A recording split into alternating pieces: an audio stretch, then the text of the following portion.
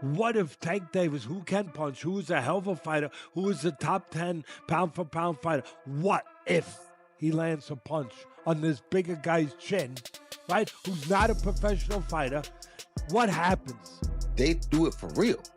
Tank is highly capable of taking Jake Paul out. So the exhibitions that I like to see are ones that either I can mythically look at and say, wow, well, if he would have did that back when he was 10 years younger or 8 years or 12 years ago, he would have beat him. You know what I'm saying? Because we know boxing. If he hits you because he's so accurate, he's gonna drop you or could put you to sleep. But like not necessarily power punch. Like Edwin De Los Santos is a hard hitter. He would even have a hard time with rollies. I'm not even kidding. Boxing legends break down what Boxing experts are breaking down why Gervonta Tank Davis is expected to destroy Jake Paul within just 3 rounds.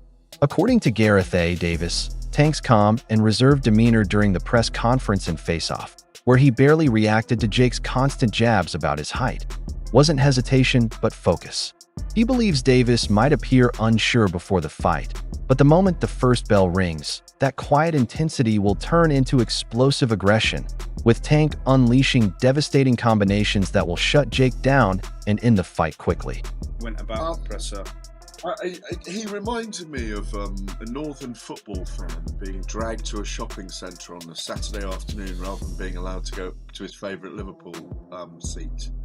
You'll relate to that, won't you? It was almost like he'd been shackled and dragged there against his will. Even when they faced off, it was as if Jake Paul had a bad smell about him or something. He didn't want to get near Jake Paul. He didn't want to. I'm just going to plug this in as well. I just realised it's got plugged in. It was almost as if he didn't want to indulge anyone at all. Like he'd signed up against his will, and then like he'd been signed up against his will. The agents and his manager and his handler had dragged him there without briefing him on what was going on and where it would be and what time it would take place. And there was this oaf in his mind standing there in front of him, this big oaf who kept posturing, and it just didn't do anything to him. I wondered at one point whether he was going to burst out with a combination of punches or something and just drop Jake Paul, who was being, measuring him up and going down to his height, and it was all very peculiar in my view. Like he really wasn't taking it seriously. Ryan Garcia unleashes his frustration over the Jake Paul versus Gervonta Davis fight, calling it a total insult to boxing. He criticizes the clear size and weight disparity, saying it turns the matchup into a spectacle designed for views rather than a true sporting contest. To Ryan, boxing is about skill, legacy, and fairness, not viral fame or social media hype.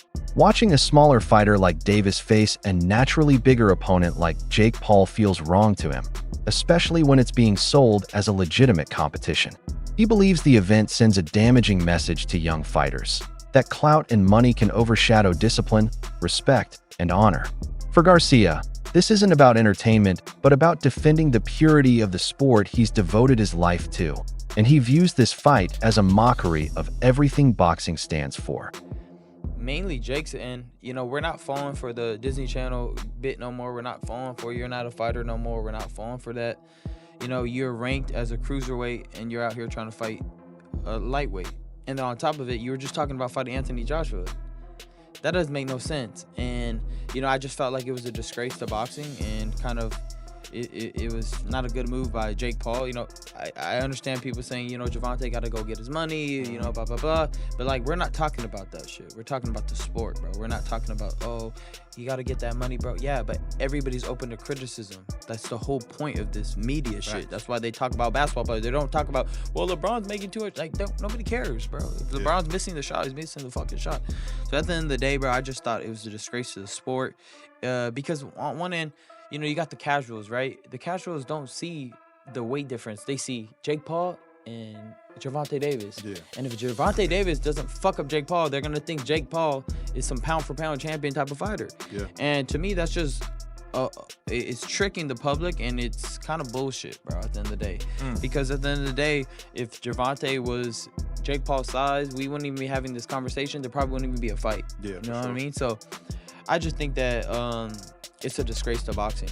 Well, we got to play devil's advocate because people were saying, well, Ryan, you called out Jake Paul before too, so how would you say that? What do you have to say to the people that were saying that? Well, to you? I'm way bigger than Gervonta Davis. Gervonta Davis is 5'4", and his last fight was at 133. My last fight was 147, and I walk around 170. So, I mean, 170 to 190, whatever, however big is not too much difference. But you got Gervonta Davis, he's actually really small. Like, when I fought him, he's small. Yeah. So I just think it's a very unfair fight. Nobody was complaining when Jake Paul was fighting Julio Cesar Chavez. Right. Nobody was complaining when he's fighting Anthony Joshua. And I still think Jake Paul's a cool dude. But shit, he's calling me out on my shit. I'm gonna call him out on his shit, bro. That's a fucking disgrace of a fight. Yeah. You know it. Just like Mike Tyson, low key was a disgrace, but we accepted it. But he was 60 years old. I mean, right. What the we talking about here? That's crazy. Ryan Garcia doesn't hold back in expressing his outrage over the Jake Paul versus Gervonta Davis matchup, labeling it a complete insult to the sport of boxing. He blasts the massive size and weight difference, arguing that it reduces the fight to a spectacle aimed at generating clicks and views rather than celebrating real skill and competition. To Ryan, true boxing represents legacy, discipline, and fairness, not fame-driven stunts or social media hype. Watching a smaller, naturally lighter fighter like Davis step up against a much bigger Jake Paul feels fundamentally wrong to him, especially when promoters sell it as a balanced, competitive bout. Garcia insists that the event sends the wrong message to the next generation of boxers, that money and attention matter more than integrity and respect. For him, this isn't about entertainment. It's about protecting the honor and tradition of boxing, a craft he believes this fight shamelessly mocks. How do you sort of see this scenario now for him? Yeah, I don't really know how to feel about it, what to really say about it. I've only been asked this when it's presented to me. That's when I think about it, and I can't really come up with a good answer for it. In a lot of ways, it doesn't make sense to me. Of course, we know the size differential, and the kind of list goes on from there. I don't know, man. I think we're entering a generation now, or a phase now where fighters,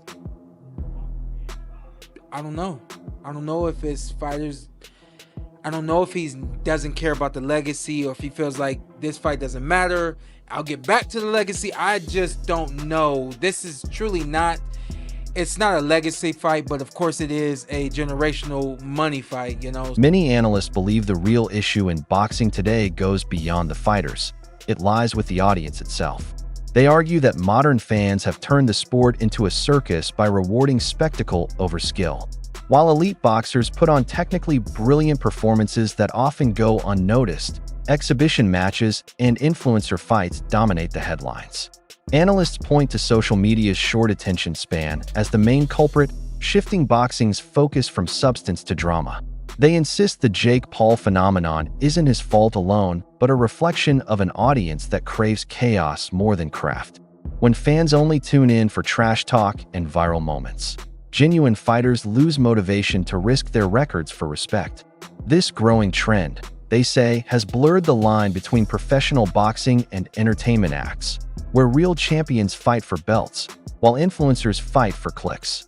And as long as the audience keeps paying for hype over heritage, the spectacle will continue to outweigh the sport. Has evolved to where it's at. I'll expand on that. For one, you have good fights where I'm not talking about these type of fights, crossover type of fight, former Disney guy, influencer stuff, not. And Jake Paul has really promoted himself and acquitted himself to the point where he's kind of a boxer. Now, he hasn't fought the top names, I get it, blah, blah, blah. But he's doing his thing. He's training like a boxer. He's not like taking it lightly, like streaming and then working on his YouTube more than he's working on his boxing. It is what it is, right? But beyond that, let's keep it going. I told you I'm about to really get unpacked. Subscribe to the channel. The reality is, the reason why I'm saying I blame you, the fans, is because we've had some very good fights, like David Benavidez, Caleb Plant, whatever. I'm talking in the last 5-10 years, right? Very good fights, all boxing. So not talking influencer or any type of crossover fight, right? Good fights. And then you got boxing fans in a niche sport who didn't further the exposure by advertising or buying the fight, mostly buying the fight with piracy and whatnot. So now we're at a point in this society where these companies, they're like, all right, they see the piracy is a problem. Now they're looking for sure shot, must win type of scenarios. That's why we're getting these fights that some people, purists and diehards, are calling wonky fights. You know what I mean? It is your fault. A major concern among boxing professionals is the massive size disparity between Jake Paul and Gervonta Tank Davis. Jake naturally walks around at cruiserweight, while Tank's home is in the lightweight division, a gap that raises serious safety and fairness issues. Analysts emphasize that no matter how skilled Davis is, the laws of physics can't be ignored. Reach, weight, and punching power still make a huge difference. They warn that matching Tank against Jake in a sanctioned bout would be both risky and unjust, as Jake has proven he can take shots from much larger opponents and keep coming forward. Meanwhile, Tank, known for his explosive knockouts, would be forced to overcome not just skill but sheer physical disadvantage. Critics argue that such mismatches go against the integrity of boxing's rules, suggesting the sport is bending under the pressure of entertainment value. On paper, Jake holds the size edge, while Tank possesses the speed and skill, but that imbalance is exactly what makes the matchup so controversial for purists. Start to break down a Tank Davis versus Jake Paul fight. Tank, a massively powerful fighter at 135 pounds, but his punch output is among the lowest in the sport.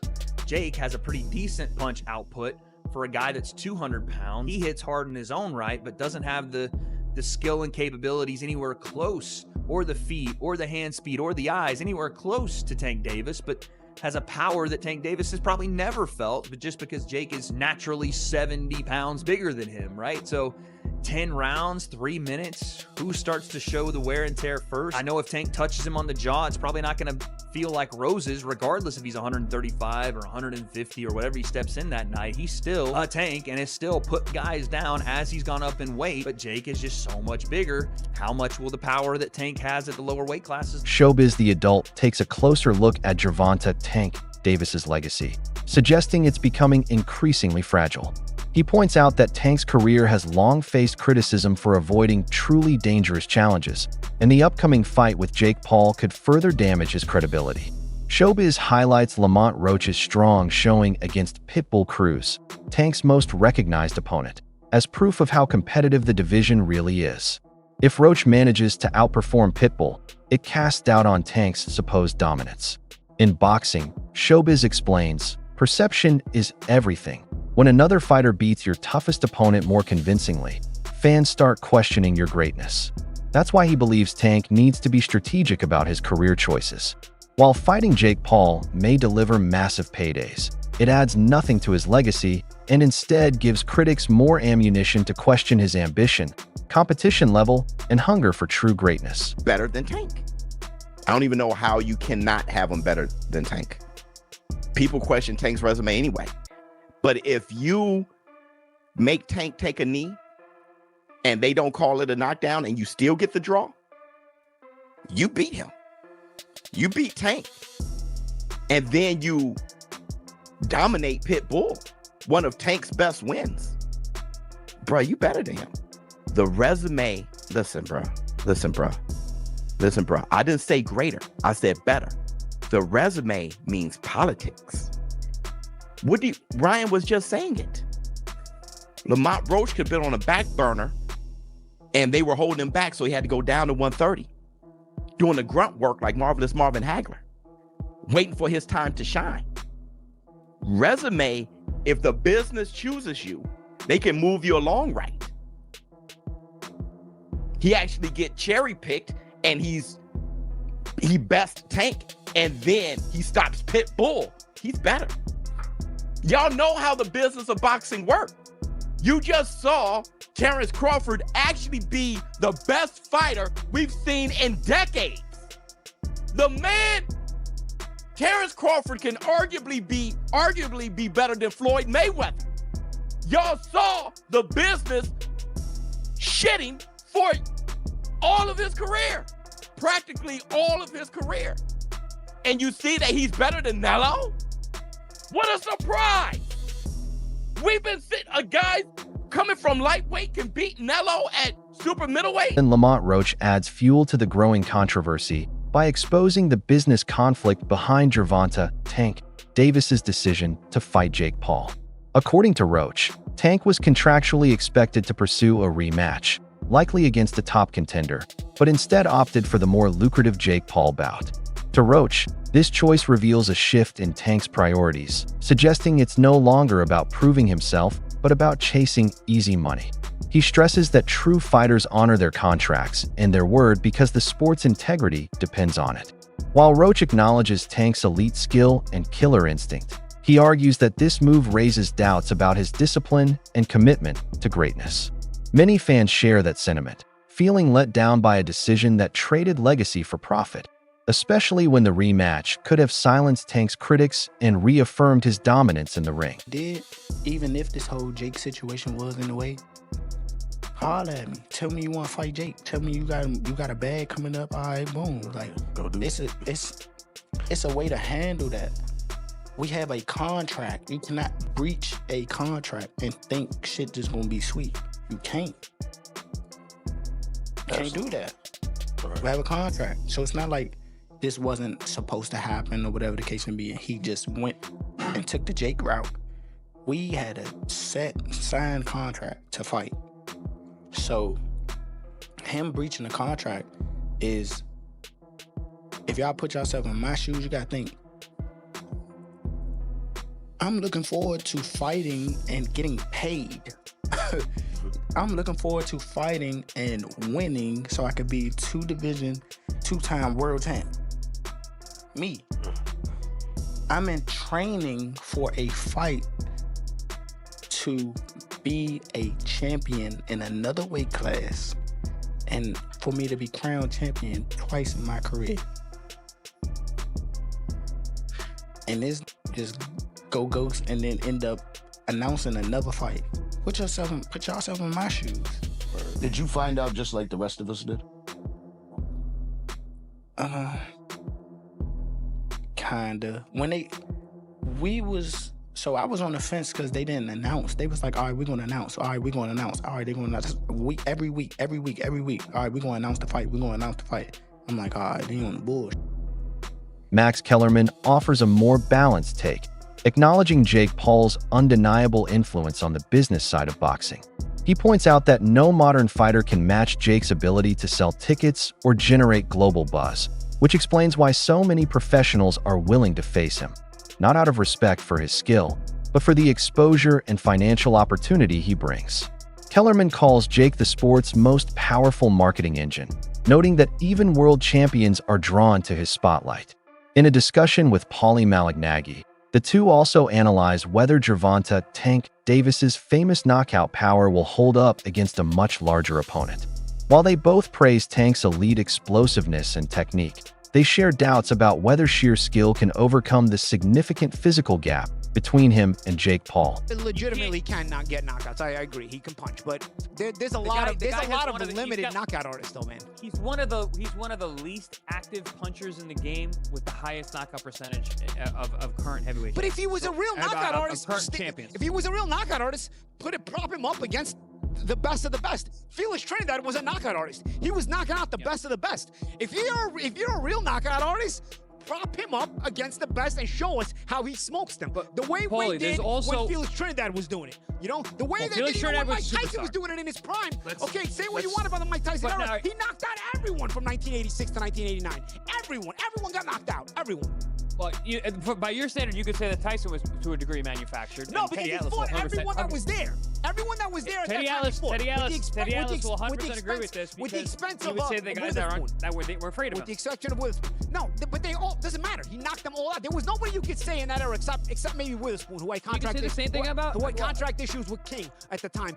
Oh, except for Witherspoon, there is nobody Tyson didn't fight in that era. He knocked them. Eddie Griffin wraps up the debate with a sharp and cynical take, arguing that Jake Paul's fights have more to do with entertainment than real competition.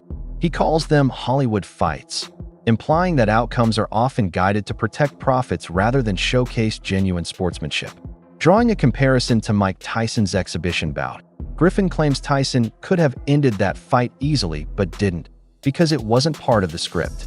He suggests the same formula could appear in the upcoming Tank fight, where spectacle outweighs authenticity. If Jake gets knocked out too quickly, the hype collapses. If he lasts longer, the money doubles. Griffin believes both camps understand the financial stakes, making the event feel more like a performance than a rivalry. Yet, he admits fans will still tune in, reinforcing the harsh truth that in today's boxing world, controversy and showmanship sell far better than honesty and pure competition. I ain't even gonna call it a fight, because it ain't. If Jake Paul's involved in it, it's a great acting job. You know Mike Tyson could have just knocked Jake Paul's face into the canvas, but he got paid to pull punches, otherwise he wouldn't have got paid. I'm pretty sure the same is going for Gervonta Davis. It's a quick money grab. Yeah, most of y'all gonna be suckers and tune in. It's just a quick money grab. That's all I'm saying. Ain't gonna be no fight. I don't give a fuck how big Jake Paul is. He can't take one of them little mother tank punches. And tank move furniture. Move furniture. Catch that motherfucking move furniture. And Jake don't like his furniture move, so he gonna pay him not to hit him again. If you really want to show out Gervonta, sign a contract that you ain't gonna hit him, because if you hit him, you lose all the money. And then whoop that motherfucker's ass, put him to sleep, and get him out the boxing game once and for all. Scorpion. That's it for today's video. Stay tuned for more updates, breakdowns, and reactions from the world of boxing. Don't forget to like, subscribe, and hit the notification bell so you never miss a moment. Until next time, keep your guard up and your passion strong.